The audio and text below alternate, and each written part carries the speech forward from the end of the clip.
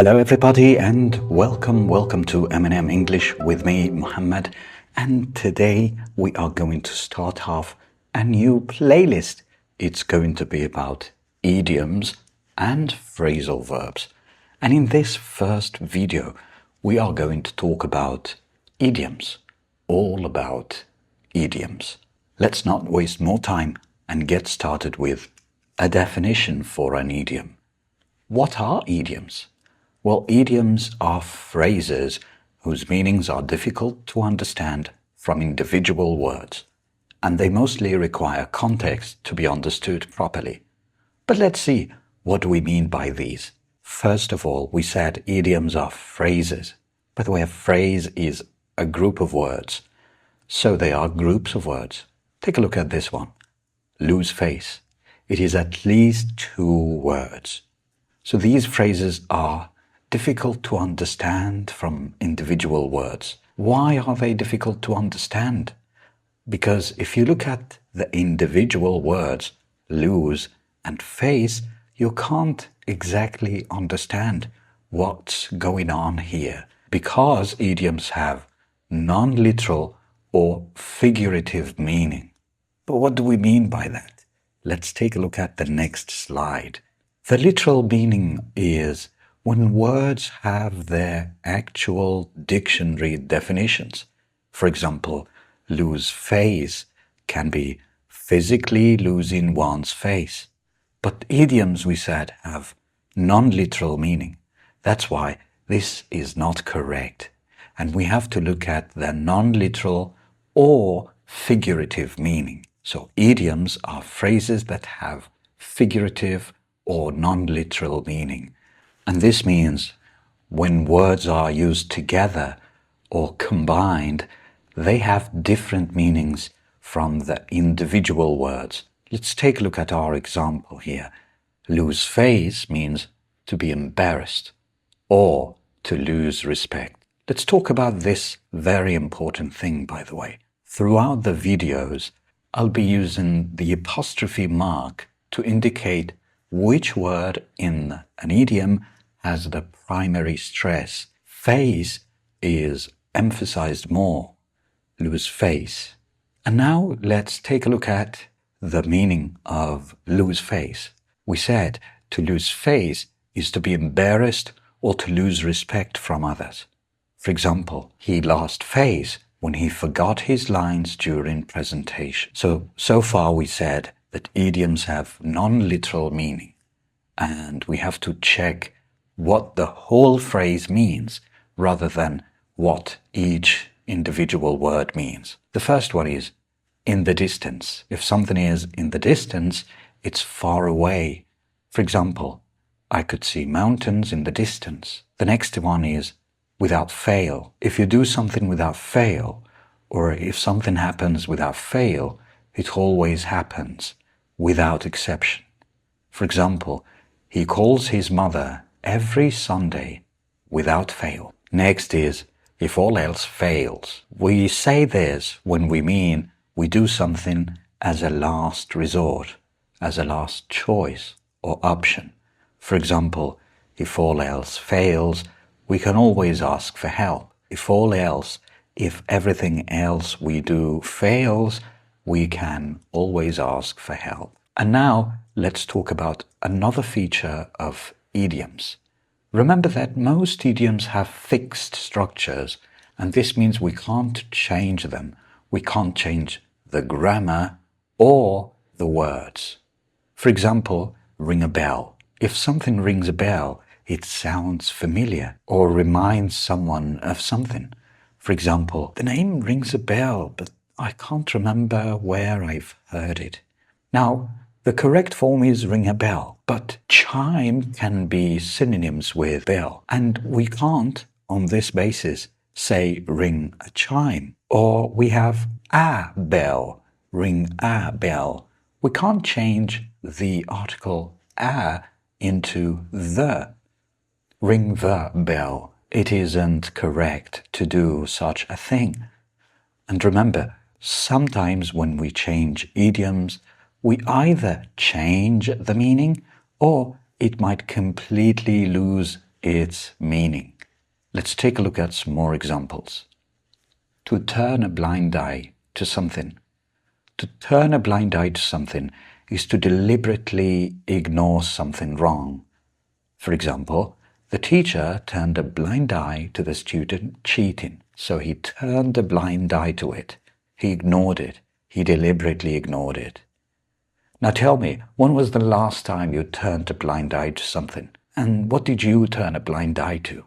Next idiom is out of the blue.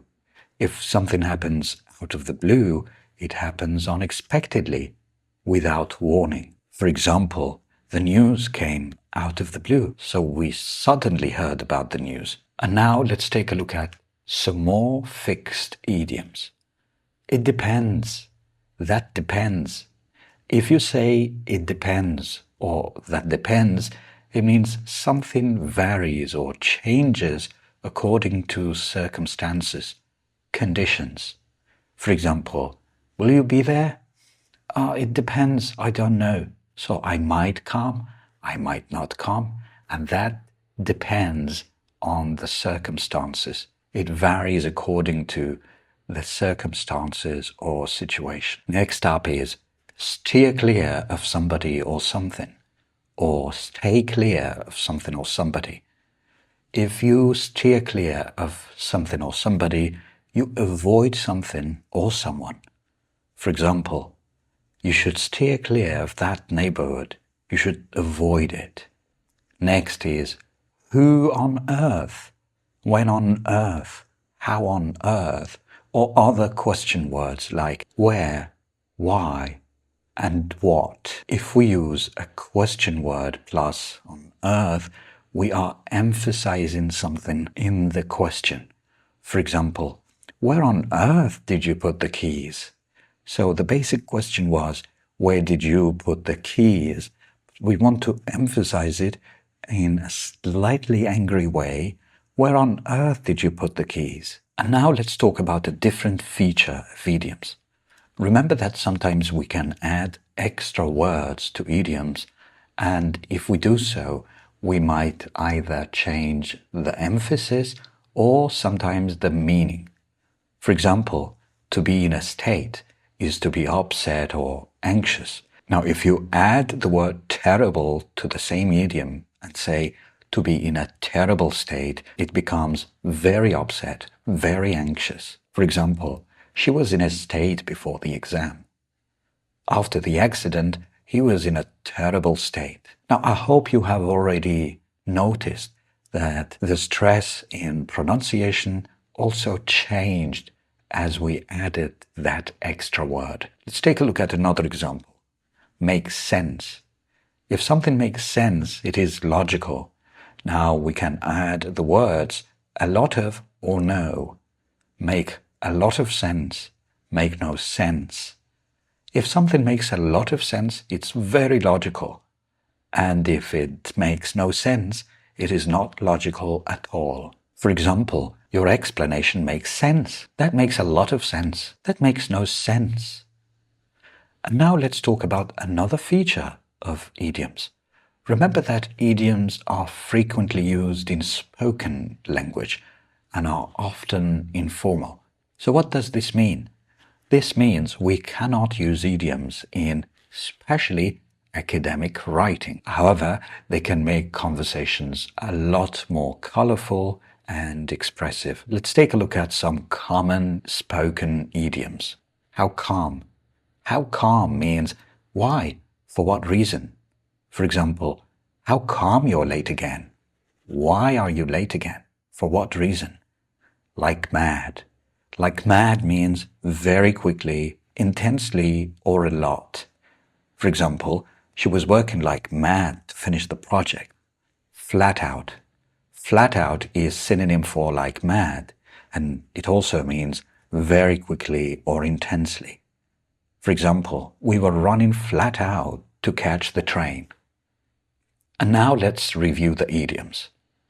Lose face. Turn a blind eye to something. Out of the blue. In the distance. Without fail. If all else fails. Ring a bell. That depends or it depends. Steer or stay clear of somebody or something. Who, when, how, what, where on earth. Be in a state.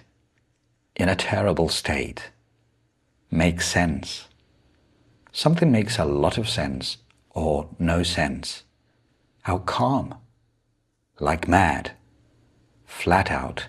Remember that practicing and learning idioms can significantly enhance your fluency, and this is because they can help you express yourself a lot more naturally. As well as this, you can develop a deep cultural understanding and appreciation of the target language you're learning.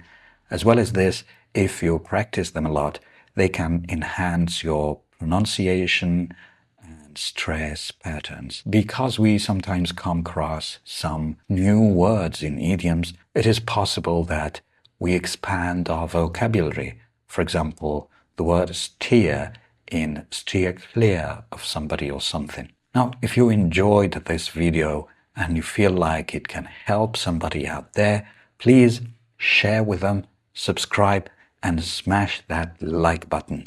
And now, before we close this video, I'd like to just summarize what we talked about. We said that idioms have non-literal meaning, which is a little bit difficult to guess, and that idioms are mostly fixed in nature and most of them cannot be changed. However, if an idiom allows some change, it means this could either add emphasis or change the meaning of that idiom. And because idioms are a feature of spoken and informal language, you cannot use them in academic writing. However, they can help you a lot with fluency, cultural knowledge, and I hope you enjoyed it. Once again, if you did, please like, subscribe, and share. Keep practicing with idioms to improve your English fluency. And as they say, practice makes perfect. Break a leg, keep it up, and learn idioms by heart. That's all for today. Bye.